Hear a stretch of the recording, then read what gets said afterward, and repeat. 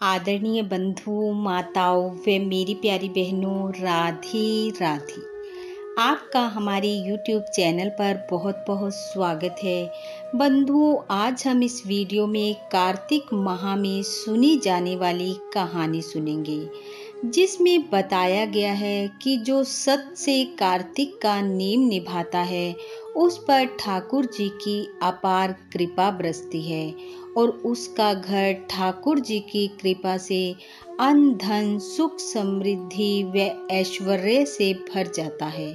कहानी सुनने के बाद यदि आप हमारे चैनल पर नए हैं तो कृपया हमारे चैनल को सब्सक्राइब करें, बेल आइकन को प्रेस करें ताकि हमारी वीडियो की नोटिफिकेशन सबसे पहले आप तक पहुंचे।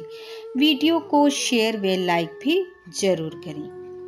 कहानी के अनुसार एक नगर में एक बूढ़ा व्यक्ति अपनी 7 बहुओं और बेटों के साथ रहता था। सबके घर अलग अलग थे परंतु पास पास थे। एक समय कार्तिक महीना आने पर उसके मन में आया कि कार्तिक का स्नान किया जाए, व्रत जप तप और दान का नियम निभाया जाए। इसलिए वह एक एक करके अपनी 7 बहुओं के पास गया और कहा कि वह कार्तिक का स्नान करना चाहता है, क्या तुम मेरे नेम निभा दोगी? 6 बहुओं ने उसे मना कर दिया। तब बड़ी बहू ने कहा, पिताजी आप कार्तिक का स्नान करें, मैं आपके नियम पूरी श्रद्धा भाव से निभाऊंगी। आप यहाँ पर आकर कार्तिक का स्नान कर लेना। अब वह बूढ़ा हर रोज सुबह जल्दी उठ नदी पर स्नान करने जाता, ठाकुर जी की पूजा पाठ करता और घर आने पर उसकी बहू धोती धोकर अपने आंगन में सुखा देती। जैसे जैसे धोती में से पानी गिरता वैसे वैसे आंगन में हीरे मोती झरते। ऐसा होता देख अगले दिन 6 बहुएं उसके पास आई और बोली, पिताजी आप हमारे यहाँ कार्तिक स्नान कर लेना। पहले हमने आपको मना कर दिया था, इसके लिए हम क्षमा मांगते हैं। वह बोला, ठीक है, मुझे तो कार्तिक स्नान करना है, तुम्हारे यहाँ कर लूँगा। अगले दिन का नित्य नियम करने के बाद जब वह घर आया तो किसी भी बहू ने उसकी धोती ना धोई। तब उसने स्वयं अपनी धोती धोकर उनके आंगन में सुखा दी, पर वहां धोती से गिरने वाले पानी के हीरे मोती नहीं बने बल्कि आंगन में कीचड़ ही कीचड़ हो गया। तब बहुएं आपस में बोली, उसके यहाँ तो हीरे मोती हुए और हमारे यहाँ कीचड़।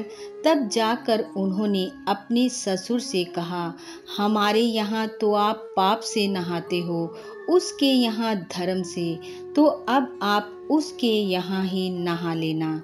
अब बूढ़ा फिर से बड़ी बहू के यहाँ कार्तिक स्नान करने लगा। वह रोज आंगन में धोती धोकर सुखाती और हीरे मोती झरने लगते। इस प्रकार करते करते कार्तिक का महीना समाप्त होने को आया। एक दिन वह बूढ़ा चिंता में डूबा हुआ था।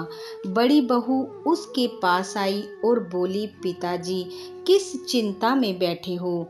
क्या मुझसे कोई गलती हो गई है?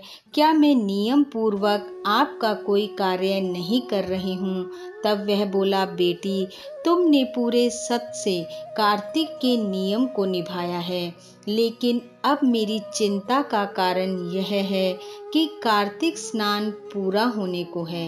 मैं ब्राह्मणों को भोजन कराना चाहता हूँ और साथ ही चाहता हूँ कि मेरे सभी बेटे बहुएं और परिवार यहाँ आकर प्रसाद ग्रहण करें। तो बहू ने कहा, इसमें चिंता की क्या बात है? ठाकुर जी की कृपा से सब अच्छे से हो जाएगा। आप सबको न्योता दे आओ। बहू की बात सुनकर ससुर बहुत खुश हुआ और न्योता देने चल पड़ा। पहले ब्राह्मणों को न्योता दिया, और फिर अपने बेटे बहुओं के पास गया। ससुर की बात सुनकर सभी बहुएं बोली, हम तब ही वहाँ भोजन करने आएंगी जब वह घर में नहीं रहेगी, वह तो दोगली है। यह बात सुनकर वह बहुत दुखी हुआ और घर आकर फिर से चिंता में बैठ गया। बहू ने उसे चिंता में देखकर फिर से पूछा, पिताजी अब क्या हुआ? उसने बहू को सारी बात बता दी। बहू ने कहा, कोई बात नहीं, ब्राह्मणों को भोजन करवाकर मैं खेत पर चली जाऊंगी और जब वह सब भोजन करके चले जाएंगे तब घर आ जाऊंगी, आप उन्हें बुला लें। बूढ़ा बोला, ठीक है। अगले दिन कार्तिक समाप्ति पर बड़ी बहू ने खूब पकवान बनाए, ब्राह्मणों को जिमाया, दान दक्षिणा दी और फिर खेत पर चली गई। उसके जाने के बाद सब भोजन करने आए। 6 बहुओं ने जितना मन आया उतना खाया और बाकी बचे भोजन में किसी में नमक, किसी में मिर्च और किसी में मिट्टी कंकड़ डाल दिए और चली गई। उन्होंने सोचा अब उसके लिए कुछ नहीं बचा, इससे वह दुखी और परेशान होगी। और उधर खेत में बड़ी बहू देखती है कि खेत में चिड़ियां दाने चुगने आई हैं और वह उन्हें उड़ाती नहीं बल्कि कहती है, राम जी की चिड़िया, राम जी का खेत, चुग लो चिड़िया भर भर पेट। मेरे ससुर ने घर में भंडारा किया, मैंने खेत में। इस प्रकार वह चिड़ियों को दाना खिलाकर घर आई।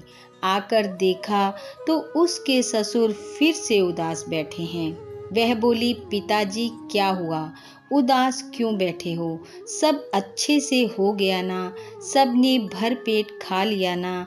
तब वह बोला, सब अच्छे से हो गया, परंतु तेरी देवरानी जेठानियों ने बचे हुए भोजन को खराब कर दिया। किसी में नमक डाल दिया तो किसी में मिर्च और किसी में मिट्टी कंकर भर दिए, तुम्हारे लिए कुछ नहीं बचा। तब उसने कहा, कोई बात नहीं, मैं तो 4 रोटी बनाकर खा लूंगी। ठाकुर जी की कृपा से बाकी सबने अच्छे से खा लिया, कुछ कम नहीं पड़ा, ये बहुत अच्छी बात हुई। और ऐसा कहकर वह रसोई में पहुंच गई। वहां जाकर देखा तो ये क्या, रसोई में तो खूब जगमग हो रही है। कहीं अन्न के भंडार भरे पड़े हैं तो कहीं धन के, कहीं थाली में हीरे मोती जगमगा रहे हैं तो कहीं 36 प्रकार के पकवान। यह देखकर वह भागी भागी अपने ससुर के पास गई और बोली, पिताजी हमारे घर में तो ठाकुर जी की कृपा से रिद्धि सिद्धि बरस रही है। अन्न धन हीरे मोती 36 प्रकार के पकवान पड़े हुए हैं, जहाँ देखो वहीं 9 निध 12 सिद्ध है। तब ससुर ने जाकर देखा तो सच में ही वहाँ अन्न धन का भंडार भरा हुआ है। तब ससुर ने कहा, बेटी तुमने कार्तिक माह को सत से निभाया, इसलिए ठाकुर जी ने तुम्हारे घर अन्न धन के भंडार भर दिए, और उन्होंने पाप से निभाया, इसलिए झरता हुआ पानी भी कीचड़ बन गया। कार्तिक देवता तुम पर प्रसन्न हुए हैं, सो उनकी कृपा से तुम्हारे घर अन्न धन के भंडार हुए हैं। हे ठाकुर जी, जैसी कृपा आपने बड़ी बहू पर की वैसी सब पर करना। जैसे उसके घर में अन्न धन दिया वैसा सबको देना। इस कथा कहानी को सुनने वाले, सुनाने वाले, हुंकारा भरने वाले सब पर अपनी कृपा बरसाना, सबके घर अन्न धन से भरपूर करना। इन्हीं शुभकामनाओं के साथ आप सबका बहुत बहुत धन्यवाद। राधे राधे।